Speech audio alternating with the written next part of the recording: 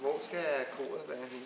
Jeg hedder Jørgen Miser Jensen, og jeg er dirigent for det her kæmpe projekt, som Rødovre Kommunale Musikskole har sat i værk i anledning af deres 40-års jubilæum. Jeg ved, hvem der har lavet musikken? Det er Morten Olsen. Hvor har vi Morten Olsen henne? Han står der.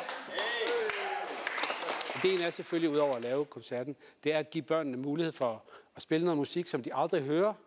Der er ingen af dem, der hører moderne klassisk musik. Og formodentlig heller aldrig vil komme til at spille, hvis det ikke var, fordi vi satte den til det her. Mig bekendt er det måske den eneste kommunale musikskole i landet, der stabler den slags ambitiøse projekter på benen med at lave nyskrevet, moderne, klassisk musik. Det er enormt dejligt som kollega at få lov til at give den ordentlig gas og lave noget, der har et større udsyn og et større format.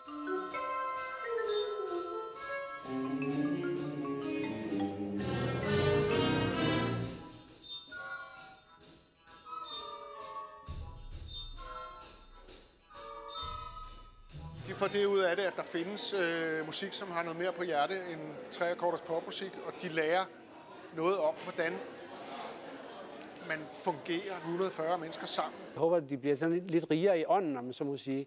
At de har fået udvidet deres horisont, ikke mindst på det musikalske område, men også på det personlige område, fordi der er så mange andre ting, der sættes gang i, når man laver det her projekt, andet end det musikalske.